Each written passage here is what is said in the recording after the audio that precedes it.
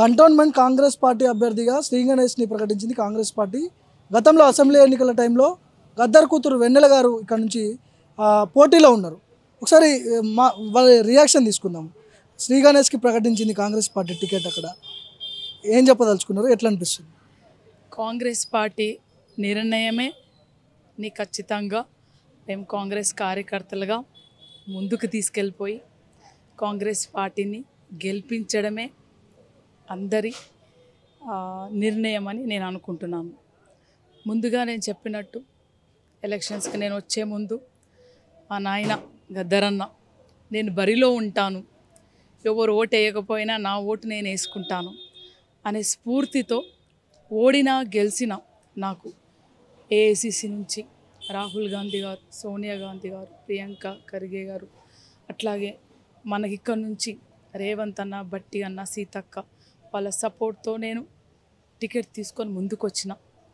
కాకపోతే ఓడిపోయినా సరే ఈ 3 నెలల ప్రజల మధ్యలో ఉండి మనం పని చేసుకుంటూ పోతూనే ఉన్నాం. కాంగ్రెస్ పార్టీ మనం చూస్తే పని త్రూవే, వాళ్ళు మాటలతోని గారడీలు చేయట్లేదు, పని త్రూవే ప్రజల్ని మెప్పు పొందుతున్నారు. అందుకే నేను ఓడినా గెలిచినా బరిలో ఉంటానన్నాను.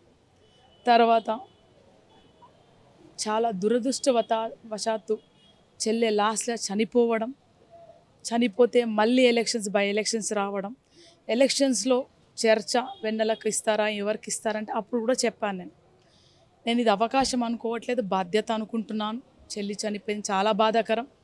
రెండవది, కాంగ్రెస్ పార్టీ మన టీపీసీసీ రేవంత్ అన్న ఆధ్వర్యంలో, అట్లాగే మన ఏఏసీ ఏది నిర్ణయం అయితే దాన్ని యాక్సెప్ట్ చేసి కాంగ్రెస్ పార్టీకి పనిచేయడమే నా పని.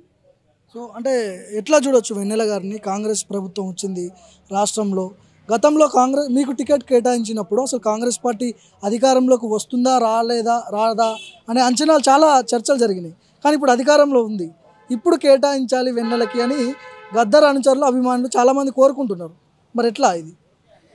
అవును, ప్రజలు, గద్దరు అభిమానులు, కళాకారులు, విద్యార్థులు, విప్లవకారులు వాళ్ళందరికీ పాదాభివందనాలు.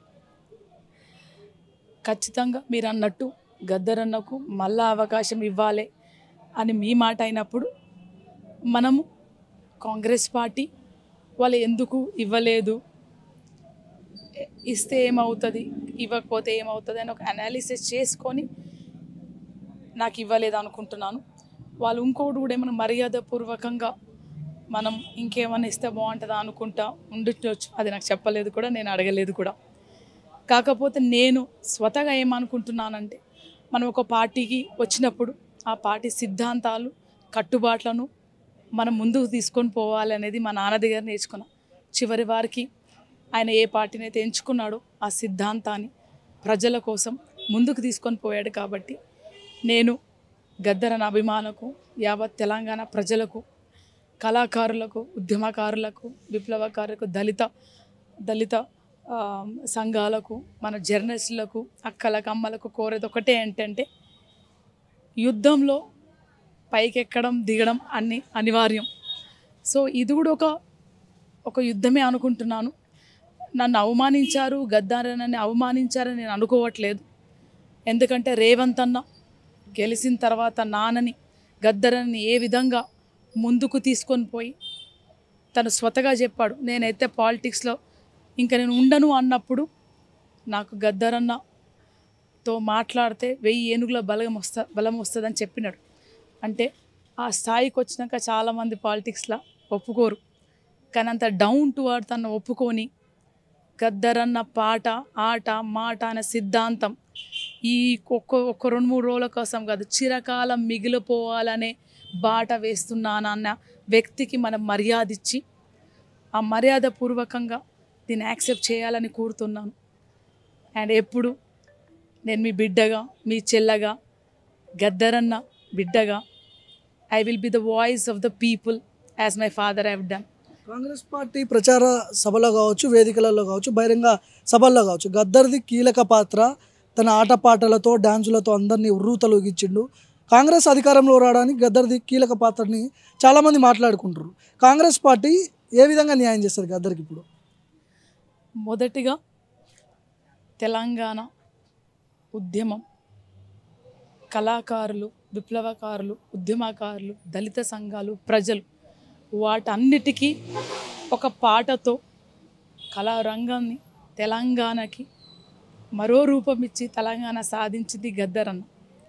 సో తెలంగాణ ఉన్నంతసేపు గద్దరన్న చరిత్రలో ఉండిపోతారు.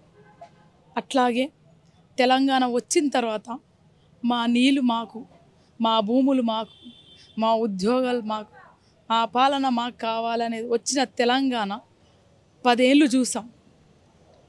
ఆ అణిచివేయబడుతున్న తెలంగాణకు మళ్ళా ఇంకొక నవ తెలంగాణ ఇవ్వాలని ఒక ఉద్యమం రూపం ఎంచుకున్నారు గద్దరన్న.